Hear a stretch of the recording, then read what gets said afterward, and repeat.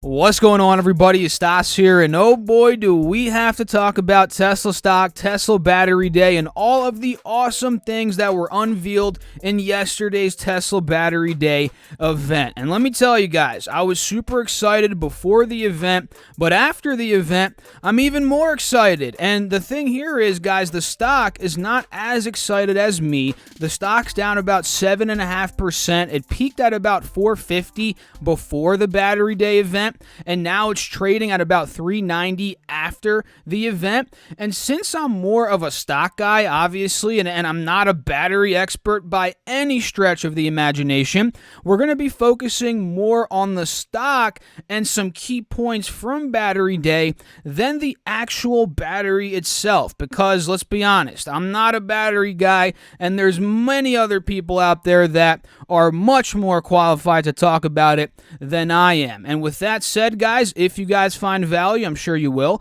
hit that like button for me, subscribe to the channel, and I also invite you guys to join our free Discord chat, free Facebook group, link down below in the description box if you want to join the best stock market community on YouTube. And also, if you guys want one free stock from Webull, that is also linked right down below in the description box. So let's get into it, guys. We'll focus more on the stock itself in the latter portion of the video. We'll break down some technical analysis, go over where I think it's going in the short term and in the long term. But for now, let's go over Tesla and their main goals that they outlined in the Battery Day event. And the first goal, and let's be honest, guys, this is a goal for many businesses, is to scale efficiently, right? Today's battery factories cannot scale fast enough. They're just too small. In the Gigafactory in Nevada, 150 gigawatt hours per year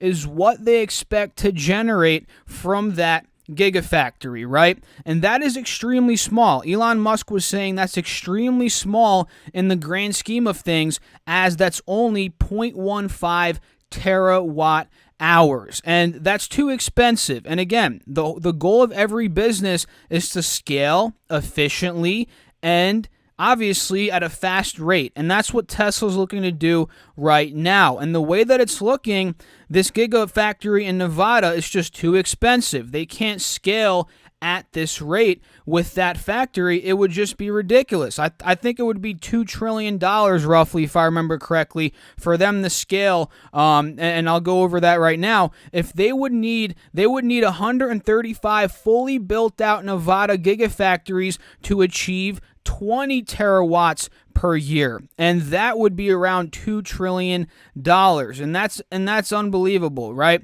And the second goal here is to make more affordable cars by reducing the production cost of batteries, since they are very expensive, the most expensive thing in electric vehicles. And that goes hand in hand with the first goal, right? It's very similar, because as they scale, as they really get the efficiency down with really building up the gigawatts per hour, efficiently, right? And I might be butchering the terms here, guys. Again, I'm not a battery expert by any means. And we all know that Tesla, in order to reach the mass markets, they're going to need to produce cheaper vehicles, and the way that they're going to do that is to bring down their costs. And this new battery that they're working on, and we don't have a timetable on it right now, we'll get into that in a little bit. We don't have a timetable on this new Cobalt-less battery, but it's going to be coming here at some point. And with this, obviously, it's going to be cheaper. And as it's cheaper to build these batteries and put them into the cars, and again, like I said, the batteries are the most expensive thing in the cars, they're going to be able to make cheaper cars to reach the average person out there. That is absolutely critical, guys, because let's be honest, the average Joe Schmo, I believe there's a statistic out there that half of Americans don't even have $400 in savings. So who's going to go out there and buy a Model Y, Model X, a Model S, maybe Model 3 is a bit affordable for the average American. I guess you could argue that, but the more expensive versions, no one's going to go out and buy that. Let's be honest. They just cannot afford it. And heck, even the Model 3, many people can't afford a $40,000, $50,000 car. And if you deck the car out, get all the specs, it's going to be running you $50,000, maybe even $60,000. So the truth is, with this battery technology, them scaling out the manufacturing, which they're doing for the vehicles and for the batteries, this is the long-term strategy here for Tesla to really dial it down and to make production, manufacturing flawless, efficient, cost-efficient in order to get that cheap vehicle to the market. And of course, there's many other aspects of their business, but we're focusing here on the vehicles mostly, and obviously the batteries that go into the vehicles. And they've been trying to make a cheaper version car for a very long time. And Elon Musk has been talking about, which is pretty interesting at this point, the rate of improvability of the cars. They're not fast enough at this point, and the EV market is growing very rapidly, but there are still many people, and this ties into what I just said, that cannot afford these vehicles. And as we're moving forward, we also got this statistic. Tesla, and it's not really a statistic, it's kind of a goal.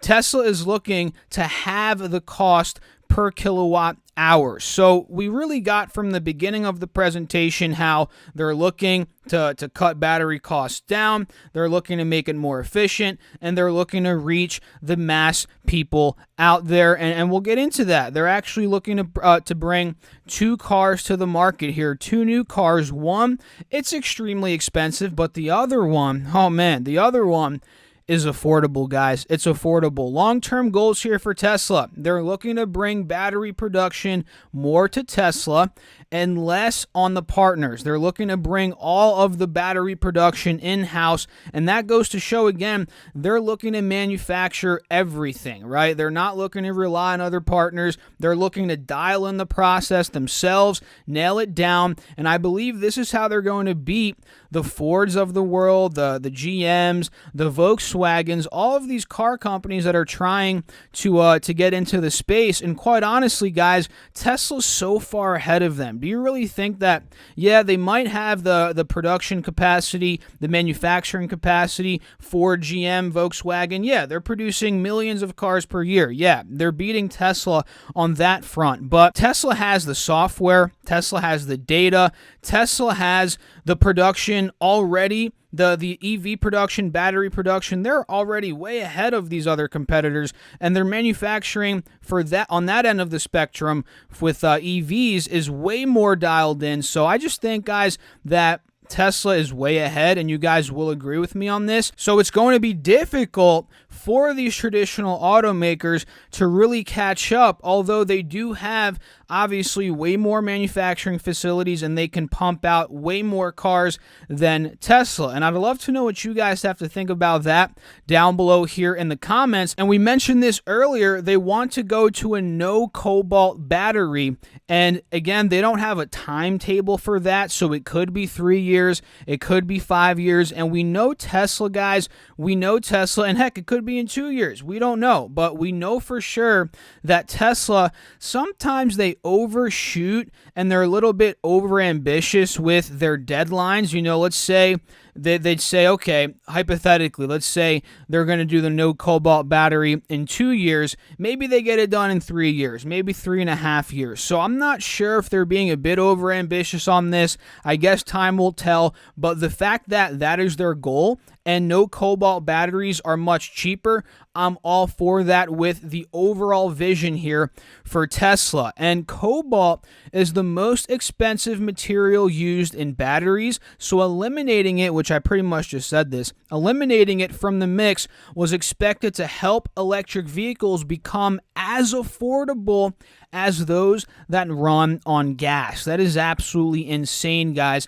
And Tesla's looking to beat out competition. I already mentioned this as well. I'm just reading my notes here, guys. But they're looking to beat out competition in manufacturing. And this, like Elon Musk said all around, that presentation, he said this is the most difficult thing, which again, if they dial down manufacturing production, they get it speedy, compared to these other automakers that are very behind, that gives Tesla a ridiculous advantage heading into the future. And they're looking to get to 100 gigawatts an hour in 2022 and 3 terawatts an hour by 2030. And if you guys don't know, that is a 30x increase from 100 gigawatts an hour in 2022 to 3 terawatts an hour by 2030. And that's just an insane jump in the matter of 8 to 10 years. And again, Elon, Tesla, they like to be very ambitious. And I'm not doubting them by any means, but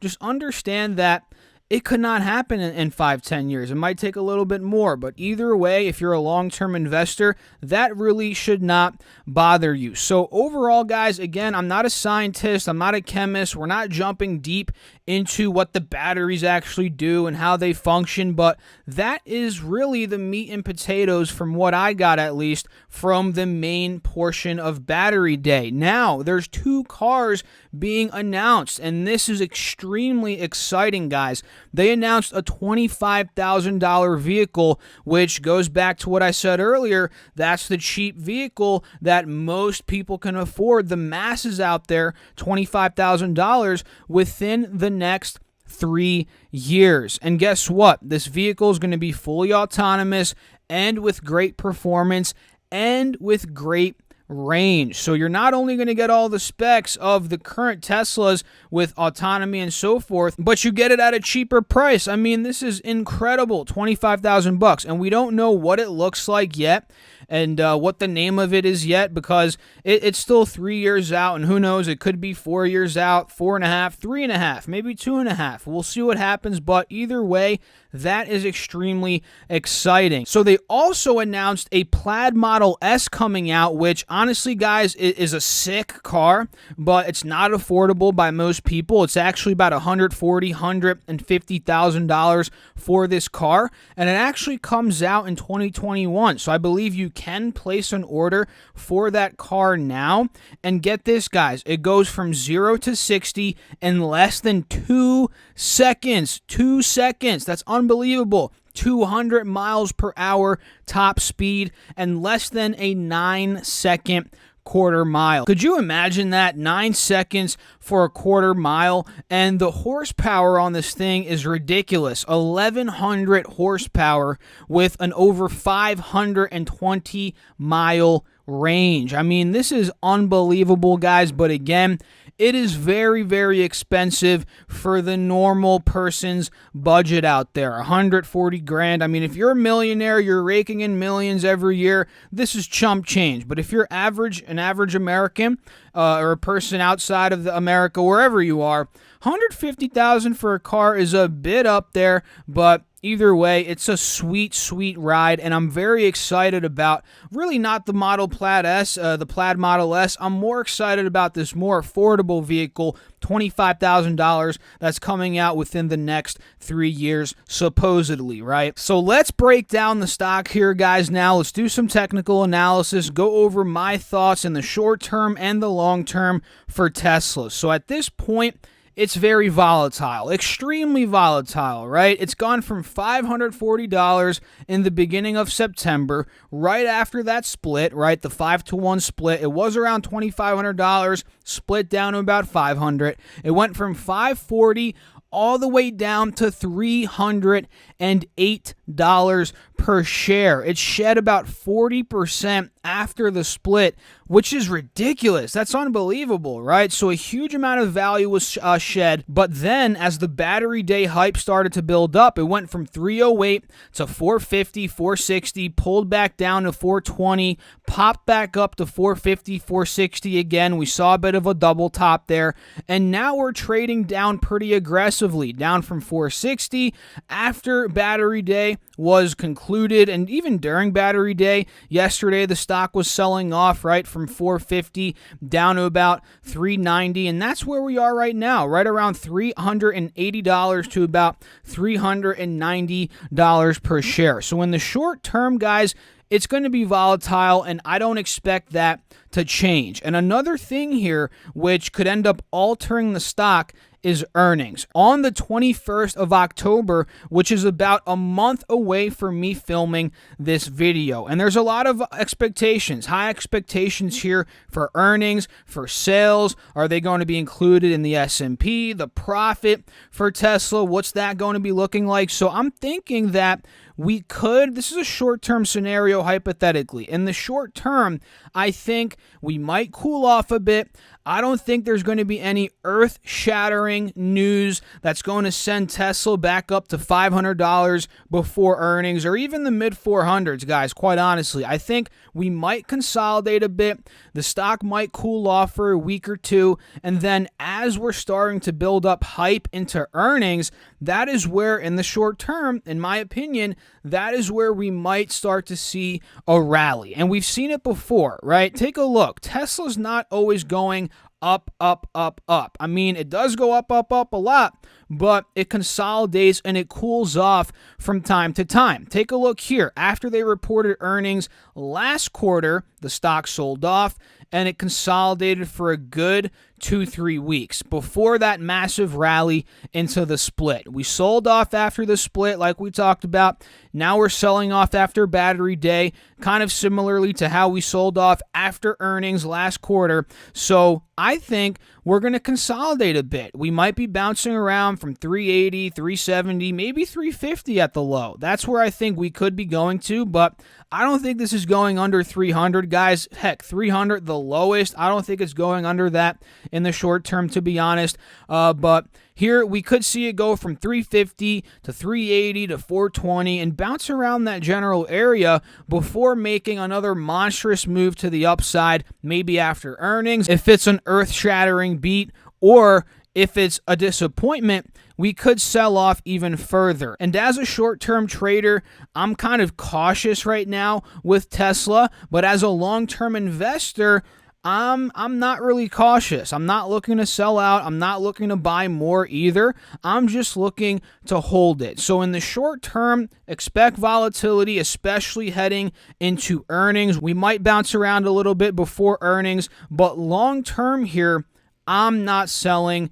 You couldn't pay me to sell Tesla stock, especially with all of this good news that came out from Battery Day, with their efficiency looking to go up by the mid-2020s and especially by 2030. They're looking to bring in that new vehicle, which should bring a ton of revenue to the company, that $25,000 vehicle, as many, many other people out there that couldn't afford the S, the X, the Y, or the 3, they'll be able to buy it. So long term, I think this is maybe not a buy right now, maybe in the mid 300s. It's more of a hold, I'd say. But if we get down under 300 for long-term perspective here, that is where I'd load the boat even more on my shares that I already own for the long term. And that's pretty much it, guys. I mean, if you're a long-term holder, investor, you should be fine, right? There should be a ton of growth here in the future. And another interesting point here that people have brought up is, has Tesla stock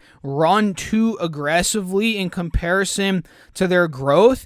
And I guess you could argue that, right? Maybe the growth of the business has to catch up a little bit with the stock's price growth. I mean, that's arguable, but the truth is, we all know that the stock market is a forward generating machine. What's the word? It's forward thinking, right? So we understand that the market's pricing in the future growth of Tesla, and with the news that came out yesterday, that in my opinion is putting even more future growth into Tesla that arguably might not be priced in at this point. So there's a lot of what ifs, there's a lot of maybes that you guys have to dive in and really do analysis for yourselves to make your own decisions. And I tried my best in this video to break it down for you, kind of what I'm thinking. And I'd love to know your feedback. Let me know down below in the comments your thoughts. If you enjoyed the video, hit that like button, subscribe to the channel, and don't forget to join the best stock trading community on YouTube. Link down below, the Discord, the Facebook group. And if you want free stocks, well, it's just one free stock, and it's valued up to $1,600. Check out the link down below. It's from Webull. All you have to do is deposit $100, and that is how you get that free stock. And I also get a free stock since it is an affiliate link. So I'll catch you all in the next video. Thanks for watching. As always, stay safe out there, guys. Peace out.